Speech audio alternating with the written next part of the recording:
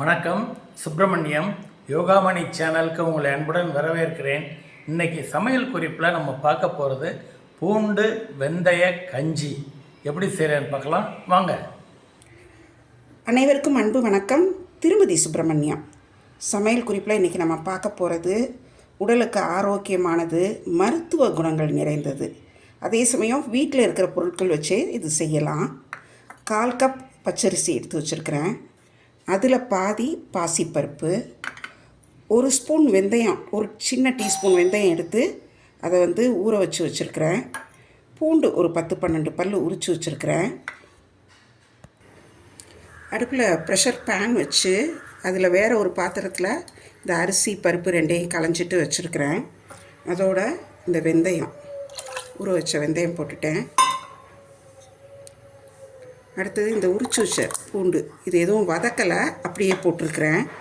இதை போட்டு இதை ஒரு தட்டு வச்சு மூடி, குக்கரை மூடி இது நல்லா குழைய வேகிற அளவுக்கு வேக வைக்கணும், விசில் வர வைக்கணும்.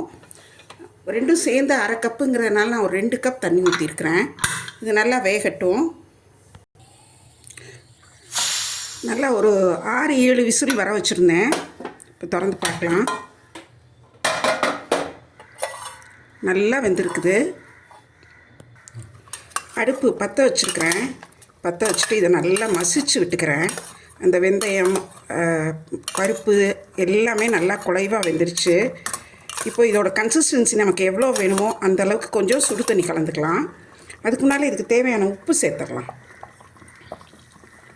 உப்பு சேர்த்து நல்லா கிளறி விட்டுடலாம். வீடியோ பார்த்துட்ருக்கிறவங்க இது வரைக்கும் நம்ம யோகாமணி சேனலுக்கு சப்ஸ்கிரைப் பண்ணலைன்னா சப்ஸ்கிரைப் பண்ணிக்கோங்க.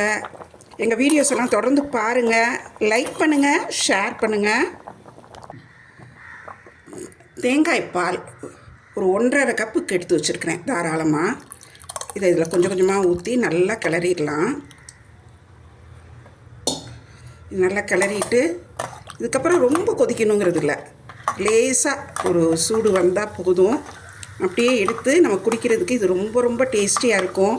இதில் இருக்கிற மருத்துவ குணங்கள்லாம் பார்த்திங்கன்னா, பாசிப்பருப்பு நல்ல குளிர்ச்சி, தேங்காய் பாலும் அதே மாதிரி தான். பூண்டு நல்ல புண்களை நல்லா ஆற்றும், அவ்வளோ உதவி செய்யும். வெந்தயமும் அதே மாதிரி தான், குளிர்ச்சி தான்.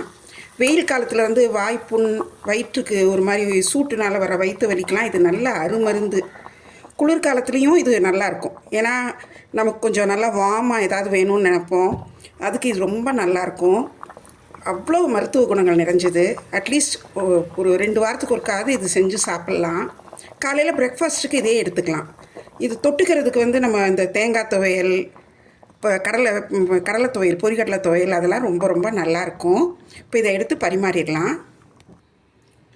நல்ல ஒரு டேஸ்டியான, ஹெல்த்தியான, சிம்பிளாக செய்யக்கூடிய பூண்டு வெந்தய கஞ்சி ரெடி ஆகிடுச்சு. நீங்களும் செய்து பாருங்கள், ரொம்ப ரொம்ப ஹெல்த்துக்கு நல்லது. இது எப்படி இருந்துச்சுன்னு சொல்லுங்கள்.